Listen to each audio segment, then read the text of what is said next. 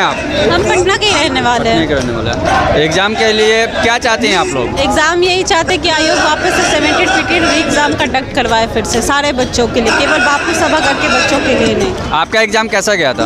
Exam मेरा अच्छा गया था, लेकिन फिर भी सिर्फ मेरा बात नहीं है, आयोग का बात है। और हम लोग बस अपना कोई डिमांड नहीं मांग रहे, आयोग से बस यही कह रहे कि वो जो अपना बात कही है, जब पोर्टल रीओपन का बात था तो वो बोले थे कि हम कुछ बच्चों के लिए बाकी बच्चों के साथ अन्याय नहीं कर सकते। तो अभी भी तो फिर वही बात है ना, कुछ बच्चों की वजह से आप बाकी बच्चों के साथ अन्याय क्यों कर रहे हैं? बाकी एग्जाम सेंटर के बच्चों का किसी का एग्जाम अच्छा गया बुरा गया उससे कोई मतलब नहीं। अगर किसी एक सेंटर का भी पेपर लीक हुआ तो वो आपकी नाकामी है, ये आपकी अव्यवस्था का उदाहरण है ना। तो आप इसको कैसे दूर करते? ये आप पे सारे बच्चों का डिमांड यही है कि री एग्जाम फिर से हो, और हमारी आयोग से बस यही मांगे कि वो अपने बात पे तय रहे और जो री एग्जाम बच्चों का फिर से कंडक्ट कराए सारे सेंटर पर के बच्चों का। बस लगभग बिहार के हर एक एग्जाम में कुछ न कुछ धांधली का आरोप लग ही जाता है और इसमें भी लगा है। तो आपको क्या लगता है कि सरकार कैंसिल करेगी एग्जाम?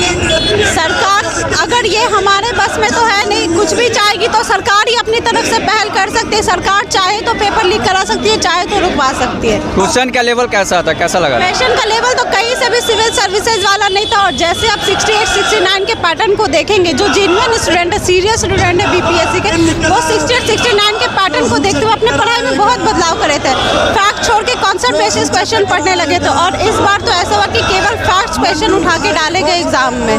तो आप सोच सकते हैं ना कि आप खुद अपना एक उदाहरण सेट करिए ना कि आप क्या पूछ रहे क्या नहीं। आप सीधे सीधे कह दीजिए आप सिलेबस पढ़ के हम कुछ भी पूछेंगे। जिस तरह यूपीएससी क्लैरिफिकेशन देती है, आप अपने लेवल का एक लेवल अतुल प्रसाद सर जिस टाइम लेवल उसका हाई लग रहा था क्वेश्चन का? नहीं, लेवल बिल्कुल भी हाई नहीं था। आप उसको किसी भी लो लेवल के एग्जाम से कंपेयर उस क्वेश्चन को कर सकते हैं।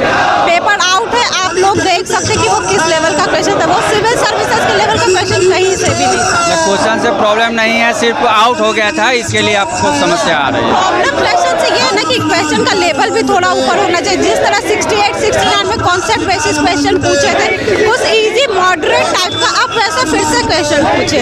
क्वेश्चन तो फाइनलाइज करेगी आयोग, स्टूडेंट के कहने से तो क्वेश्चन होगा नहीं। लेकिन आप ये भी तो देखिए कि आप किस पोस्ट पे हैं, आप उस लेवल का तो क्वेश्चन सेट करेंगे। कोई क्वेश्चन याद है जिसके लिए आप बोल रहे हैं? कोई क्वेश्चन ये पटना साहिब का आया था कि तख्त श्री पटना साहिब कहाँ स्थित है, वो पटना साहिब क्वेश्चन में मेंशन और ऑप्शन में पटना। ये तो वही हो गया कि बिहार के मुख्यमंत्री नीतीश कुमार कहाँ के मुख्यमंत्री है।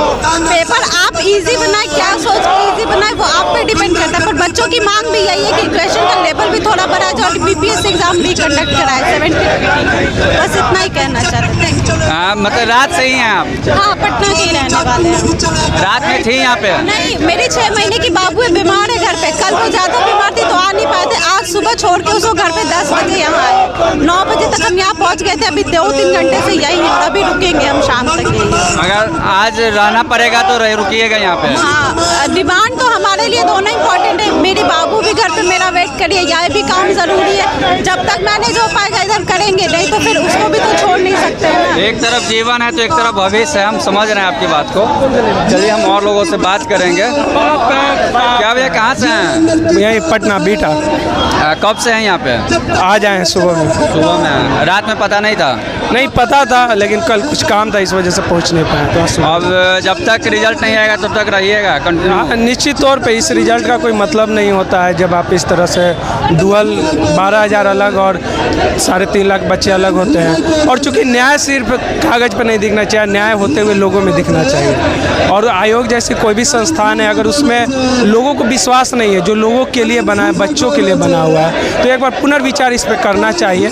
और आयोग को अपने तरफ से स्पष्ट जवाब, एक वैज्ञानिक पद्धति से जवाब देना चाहिए कि किस तरीके पे वो दोनों को बराबर करेंगे। ऐसा नहीं ना है कि बीपीएससी का एग्जाम कहीं राजनीति के मथे चढ़ रहा है? नहीं, इसमें राजनीति की क्या बात है। इसमें बीजेपी, कांग्रेस, जदयू सभी के बच्चे होंगे, हमारे आपके सबके बच्चे होंगे। नहीं, बिहार में चुनाव आने वाला नजदीक में है, बार बार आयोग पे सवाल उठाया जा रहा है। नहीं, क्या आप आइडेंटिफाई कर सकते हैं कि यहाँ पे कौन बीजेपी का है कौन कांग्रेस? हम सबकी एक जाति आप है। लोग बच्चे हैं, स्टूडेंट हैं, तो पिछले बार टीचर लोग भी आए थे, बहुत सारी बातें हुई थी, लाठी भी चली थी और लोग बार बार बहुत सारे बात भी कर रहे थे। तो ऐसा नहीं ना है कि कोई पॉलिटिकल लाभ के लिए बीपीएससी बच्चों को गुमराह किया दिया जा रहा है? नहीं, अगर आप बीपीएससी के बच्चों को अयोग्य समझते हैं, जो देश दुनिया की पॉलिसी को समझते हैं, राजनीति को समझते हैं, इतिहास को समझते हैं, और आप उनको समझते हैं कि कोई राजनीतिक दल उनको भटका सकता है। अरे हम में गांधी भी है, हम में भगत सिंह भी है, हम सबको पढ़ते हैं और सबको समझते हैं,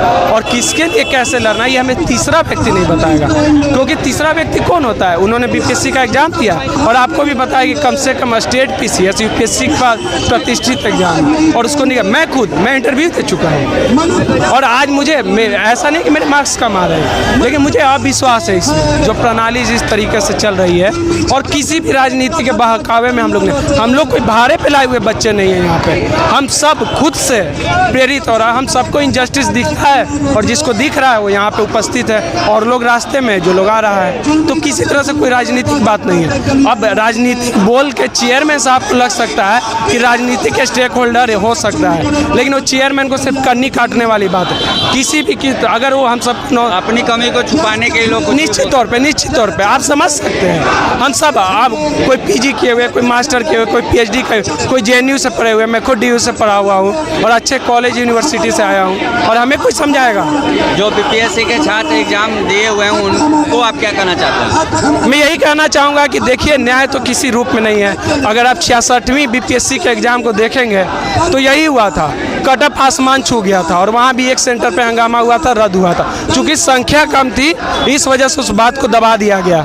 लेकिन इनजस्टिस 500 के साथ भी नहीं हुआ, आज 12,000 या 3 लाख लोगों के साथ भी नहीं हुआ। इसलिए ज़रूरी है आप ज़्यादा से ज़्यादा संख्या में यहाँ उपस्थित हो और अपने अधिकार के लिए लड़िए, क्योंकि अगर आप आज नहीं बोलेंगे तो आपके लिए जब कल अन्याय होगा किसी भी लेवल पे, फिर आपके लिए कोई नहीं बोलेगा। और हम सब पढ़े लिखे छात्रों का दायित्व है कि इस संघर्ष और मुहिम में जुड़े और जवाब लें बीपीएससी से, और स्पष्ट जवाब लें, न कि किसी गोल मटोल करने से चलेगा कि मेरा अनुमान था कि मोबाइल लेके कुछ चला गया। अगर कहानी बनाने की बात है तो कहानी तो हम भी बना सकते हैं। कहानी बनाने में हम भी कर सकते हैं कि चेयरमैन ने क्वेश्चन आउट किया है, हम तो कर सकते हैं। कहानी जब बनाना है तो आप कहानी बना रहे हैं, सिर्फ कहानी बनाने से काम नहीं चलेगा। आप बताइए कि क्वेश्चन कहाँ गया? उपद्रवी छात्र। आप एक बात बताइए, मैं आपसे एक बात पूछता हूँ, एक क्लास में 200 बच्चे, 180 बच्चों को सवाल मिला, 20 बच्चों को अगर सवाल नहीं मिलेगा तो क्या वो दूसरों को डिस्टर्ब नहीं करेगा? क्यों नहीं करेगा? क्या उन 20 बच्चों का बात बाद में सुना जाएगा? नहीं सुना जाएगा। किस तरह से उपद्रवी तत्व हो गया, किस तरह से हो गया? आज चेयरमैन को सारा नॉन सीरियस उपद्रवी तत्व लग रहा है। कहीं ना कहीं बिहार हर एक चीज़ में पीछे आते जा रहा है, एग्जाम में भी धांधली का आरोप लग रहा है। तो आपको क्या लग रहा है कि मान के चलिए कि अभी आप लोग, कितना उम्र हुआ आपका? मेरा 26 हुआ है, कहीं ना कहीं तैयारी कर रहे हैं, और लगभग प्रोटेस्ट के लिए कितना दिन आपका बर्बाद हुआ है? प्रोटेस्ट में एक दिन उस दिन हुआ था नॉर्मलाइजेशन के दिन, और आज मेरा दूसरा दिन है। दूसरा दिन, और बच्चों का काफ़ी दिन समय बर्बाद हुआ है, मेंटलिटी प्रेशर भी रहता है, आप लोग का एग्जाम का भी तैयारी करना होता है। आने वाले भविष्य में कहीं ना कहीं आप भी अधिकारी बनिएगा, कैसा इस प्रोटेस्ट सबको देख रहे हैं? देखिए, मैं यही मानता हूं कि संवाद किसी चीज़ का हल है। और मुझे याद है मेरे क्षेत्र में बीटा में जब ज़मीन अधिग्रहण हो रहा था आईआईटी के लिए, किसानों का ऐसे ज़बरदस्त प्रतिरोध था। उसके बाद जो तत्कालीन डीएम थे वो बिना किसी तामझाम के आए और व्यक्तिगत रूप से चुपचाप छात्रों के बीच में बैठ गए, किसानों के बीच में, और उन्होंने वहाँ से मुद्दा पता किया कि रियल में मुद्दा क्या है। अधिकारी सिर्फ चेंबर में बैठ के, एसी में बैठ के मुद्दा को नहीं पता। कौन सा डेलीगेशन बात करने आया कि बच्चों को क्या तकलीफ है? नहीं आया ना। तो जब तक आप संवाद, अधिकारी आप बने, इसी परीक्षा के थ्रू आप अधिकारी बने हैं, मुझे नहीं पता कि कैसे बने हैं, इसी परीक्षा के थ्रू बने हैं। और जब तक आप संवाद नहीं कीजिएगा, छात्रों का पक्ष नहीं जानिएगा, तो कैसे हल कीजिएगा? अभी तक कोई आया है कि नहीं आप सब लोग से बात करना? नहीं, मुझे कल, आज तो मैं आया हूँ, कल तक देखा हूँ कोई नहीं आया है, और मैं किसी राजनीतिक उससे भी नहीं उम्मीद करता। मुझे सिर्फ है कि चेयरमैन डेलीगेशन जवाब दें, छात्रों से बात करें और उसके ऊपर निर्णय दें कि कैसे क्या होगा। हम एक फुल प्रूफ प्लान चाहते हैं चेयरमैन का।